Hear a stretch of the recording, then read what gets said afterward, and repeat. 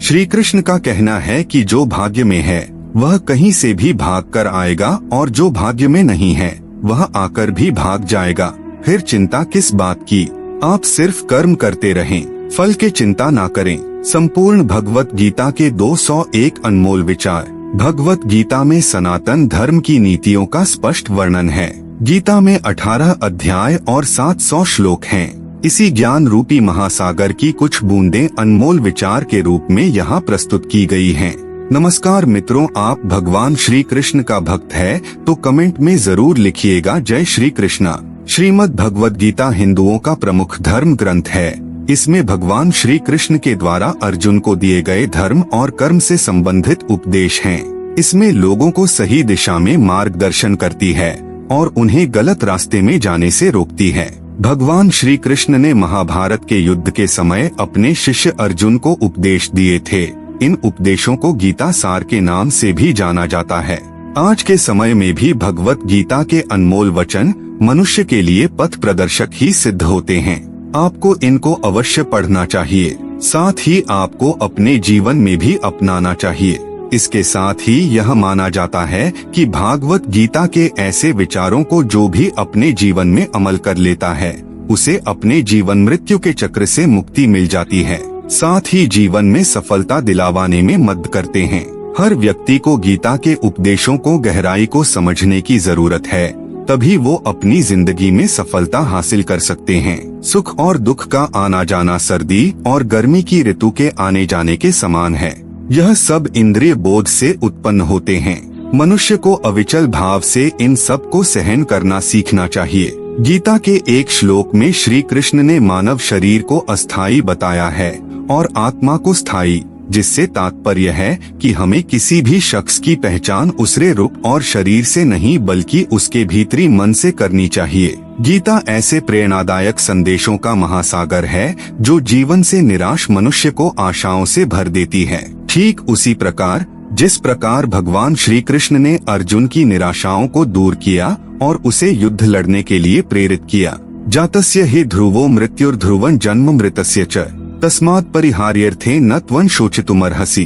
अर्थात जन्म लेने वाले की मृत्यु निश्चित है और मरने वाले का जन्म निश्चित है, इसलिए जो अटल है अपरिहार्य है उसके विषय में तुमको शोक नहीं करना चाहिए। गीता के अनुसार समस्याएं व्यक्ति को भले अकेला कर देती हैं, लेकिन उस समय ही व्यक्ति को पता चलता है कि कौन उसके साथ है और कौन नहीं। जीवन में कभी निराश नहीं होना चाहिए, क्योंकि कमजोर आपका वक्त है, आप नहीं। हे अर्जुन, क्रोध से भ्रम पैदा होता है, भ्रम से बुद्धि व्यग्र होती है। जब बुद्धि व्यग्र होती है तब तर्क नष्ट हो जाता है, तब व्यक्ति का पतन हो जाता है। फल की अभिलाषा छोड़कर कर्म करने वाला पुरुष ही अपने जीवन को सफल बनाता है। श्री कृष्ण कहते हैं कि केवल पैसों से आदमी धनवान नहीं होता, असली धनवान वो है जिसके पास अच्छी सोच, मधुर व्यवहार और सुंदर विचार होते हैं। मनुष्य अपने विश्वास से निर्मित होता है, जैसा वह विश्वास करता है वैसा ही वह बन जाता है। गीता के अनुसार नरक के 3 द्वार होते हैं, वासना, क्रोध और लालच। श्री कृष्ण कहते हैं शरीर नश्वर है पर आत्मा अमर है।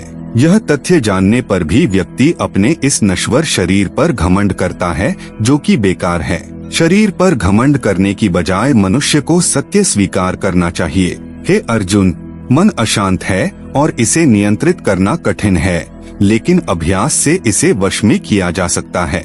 मेरा तेरा, छोटा बड़ा, अपना पराया अपने मन से हटा दो, फिर सब तुम्हारा है और तुम सबके हो। युक्ताहार विहारस्य युक्त चेष्टस्य कर्मसु युक्त स्वप्नावबोधस्य योगो भवति दुःखः।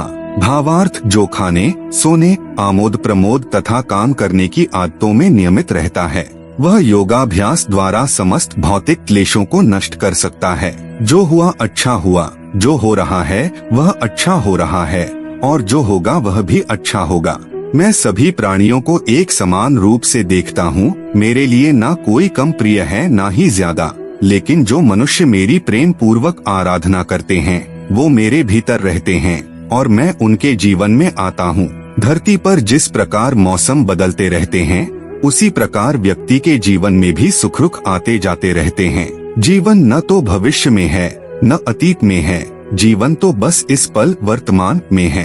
कोई भी व्यक्ति जो चाहे वह बन सकता है, यदि वह व्यक्ति एक विश्वास के साथ इच्छित वस्तु पर लगातार चिंतन करे। जो लोग अपने मन को नियंत्रित नहीं करते हैं, उनके लिए वह शत्रु के समान काम करता है। सदैव संदेह करने वाले व्यक्ति के लिए प्रसन्नता न इस लोक में है और न ही परलोक में। हे अर्जुन, तुम्हारा क्या गया जो तुम रोते हो? तुम क्या लाए थे जो तुमने खो दिया? तुमने क्या पैदा किया था जो नष्ट हो गया? तुमने जो लिया यहीं से लिया, जो दिया यहीं पर दिया। जो आज तुम्हारा है कल किसी और का होगा, क्योंकि परिवर्तन ही संसार का नियम है। जन्म लेने वाले के लिए मृत्यु उतनी ही निश्चित है जितना कि मरने वाले के लिए जन्म लेना। इसलिए जो अपरिहार्य है उस पर शोक नहीं करना चाहिए। हे अर्जुन, जो कोई भी व्यक्ति जिस किसी भी देवता की पूजा विश्वास के साथ करने की इच्छा रखता है, मैं उस व्यक्ति का विश्वास उसी देवता में दृढ़ कर देता हूँ। वह व्यक्ति जो सभी इच्छाएं त्याग देता है और मैं और मेरा की लालसा और भावना से मुक्त हो जाता है, उसे अपार शांति की प्राप्ति होती है। जो होने वाला है वो होकर ही रहता है और जो नहीं होने वाला वह कभी नहीं होता। ऐसा निश्चय जिनकी बुद्धि में होता है, उन्हें चिंता कभी नहीं सताती है। समय से पहले और भाग्य से अधिक कभी किसी को कुछ नहीं मिलता है। जो व्यवहार आपको दूसरों से पसंद ना हो, ऐसा व्यवहार आप दूसरों के साथ भी ना करें। जब जब इस धरती पर पाप, अहंकार और अधर्म बढ़ेगा, तो उसका विनाश कर पुण्य धर्म की स्थापना करने हेतु मैं अवश्य अवतार लेता रहूंगा। हे अर्जुन, मैं भूतकाल, वर्तमान और भविष्य काल के सभी जीवों को जानता हूँ, लेकिन वास्तविकता में कोई मुझे नहीं जानता है। केवल व्यक्ति का मन ही किसी का मित्र और शत्रु होता है। अच्छे कर्म करने के बावजूद भी लोग केवल आपकी बुराइयां ही याद रखेंगे। इसलिए लोग क्या कहते हैं, इस पर ध्यान मत दो, तुम अपना काम करते रहो। मनुष्य को परिणाम की चिंता किए बिना लोभ, लालच और निस्वार्थ और निष्पक्ष होकर अपने कर्तव्यों का पालन करना चाहिए। मानव कल्याण ही भगवत गीता का प्रमुख उद्देश्य है। इसलिए मनुष्य को अपने कर्तव्यों का पालन करते समय मानव कल्याण को प्राथमिकता देना चाहिए।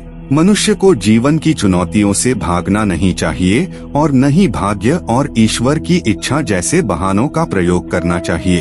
अपने आप को भगवान के प्रति समर्पित कर दो, यही सबसे बड़ा सहारा है। जो कोई भी इस सहारे को पहचान गया है, वह डर, चिंता और दुखों से आजाद रहता है।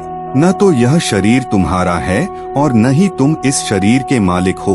यह शरीर 5 तत्वों से बना है, आग, जल, वायु, पृथ्वी और आकाश। एक दिन यह शरीर इन्हीं 5 तत्वों में विलीन हो जाएगा। जब इंसान अपने काम में आनंद खोज लेते हैं, तब वे पूर्णता प्राप्त करते हैं। हे अर्जुन, मैं धरती का मधुर सुगंध हूँ, मैं अग्नि की ऊष्मा हूँ। सभी जीवित प्राणियों का जीवन और सन्यासियों का आत्मसंयम भी मैं ही हूँ। मन की गतिविधियों, होश, श्वास और भावनाओं के माध्यम से भगवान की शक्ति सदा तुम्हारे साथ है। जिस प्रकार अग्नि स्वर्ण को परखती है, उसी प्रकार संकट वीर पुरुषों को। यह सृष्टि कर्म क्षेत्र है, बिना कर्म किए यहाँ कुछ भी हासिल नहीं हो सकता। जो दान बिना सत्कार के कुपात्र को दिया जाता है, वह तमस दान कहलाता है। जो मनुष्य जिस प्रकार से ईश्वर का स्मरण करता है, उसी के अनुसार ईश्वर उसे फल देते हैं। कंस ने श्री कृष्ण को सदैव मृत्यु के लिए स्मरण किया, तो श्री कृष्ण ने भी कंस को मृत्यु प्रदान की। अतः परमात्मा को उसी रूप में स्मरण करना चाहिए जिस रूप में मानव उन्हें पाना चाहता है। आत्मज्ञान की तलवार से अपने हृदय से अज्ञान के संदेह को काटकर अलग कर दो। उठो, अनुशासित रहो। सफलता जिस ताले में बंद रहती है, वह 2 चाबियों से खुलती है। एक कठिन परिश्रम और दूसरा दृढ़ संकल्प। जिस तरह प्रकाश की ज्योति अंधेरे में चमकती है, ठीक उसी प्रकार सत्य भी चमकता है। इसलिए हमेशा सत्य की राह पर चलना चाहिए। अपने परम भक्तों, जो हमेशा मेरा स्मरण या एक चित्त मन से मेरा पूजन करते हैं, मैं व्यक्तिगत रूप से उनके कल्याण का उत्तरदायित्व लेता हूँ। मनुष्य को अपने कर्मों के संभावित परिणामों से प्राप्त होने वाली विजय या पराजय, लाभ या हानि, प्रसन्नता या दुख इत्यादि के बारे में सोचकर चिंता से ग्रसित नहीं होना चाहिए। श्रेष्ठ पुरुष को सदैव अपने पद और गरिमा के अनुरूप कार्य करने चाहिए, क्योंकि श्रेष्ठ पुरुष जैसा व्यवहार करेंगे तो इन्हीं आदर्शों के अनुरूप सामान्य पुरुष भी वैसा ही व्यवहार करेंगे। जिसने मन को जीत लिया है, उसने पहले ही परमात्मा को प्राप्त कर लिया है, क्योंकि उसने शांति प्राप्त कर ली है। ऐसे मनुष्य के लिए सुख दुख, सर्दी गर्मी और मान अपमान एक से है। मनुष्य का मन इंद्रियों के चक्रव्यूह के कारण भ्रमित रहता है, जो वासना, लालच, आलस्य जैसी बुरी आदतों से ग्रसित हो जाता है। इसलिए मनुष्य का अपने मन एवं आत्मा पर पूर्ण नियंत्रण होना चाहिए। नैन छिन्दन्ति शस्त्राणि नैन दहति पावकः न चैन क्लेद्यन्त्यापो न शोष्यति मारुतः। भावार्थ, आत्मा को शस्त्र काट नहीं सकते और न अग्नि इसे जला सकती है, जल इसे गीला नहीं कर सकता और वायु इसे सुखा नहीं सकती। न जायते म्रियते वा कदाचिन्ना य भूत्वा भविता वा न भूयः। अजो नित्यः शाश्वतोऽयं पुराणो न हन्यते हन्यमाने शरीरे। भावार्थ, आत्मा किसी काल में भी न जन्मता है और न मरता है और न यह एक बार होकर फिर अभाव रूप होने वाला है। आत्मा अजन्मा, नित्य, शाश्वत और पुरातन है। शरीर के नाश होने पर भी इसका नाश नहीं होता।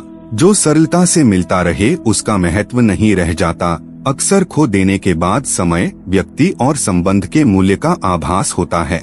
देहिनोस्मिन् यथा देहे कौमारं यौवन जरा तथा देहांतर प्राप्तिर्धीरस्तत्र न मुह्यति। भावार्थ, जैसे इस देह में देही जीवात्मा की कुमार, युवा और वृद्धावस्था होती है, वैसे ही उसको अन्य शरीर की प्राप्ति होती है। धीर पुरुष इसमें मोहित नहीं होता है। असंशय महाबाहो मनो दुर्निग्रहे चलम अभ्यासेन तु कौन्तेय वैराग्येन च गृह्यते। भावार्थ, हे महाबाहो, निसंदेह मन चंचल और कठिनता से वश में होने वाला है, परंतु हे कुंती पुत्र, उसे अभ्यास और वैराग्य के द्वारा वश में किया जा सकता है। गीता में श्री कृष्ण कहते हैं कि समझदार मनुष्य तब संबंध निभाना बंद कर देता है जब उसके आत्मसम्मान को कहीं न कहीं ठेस पहुंचती है।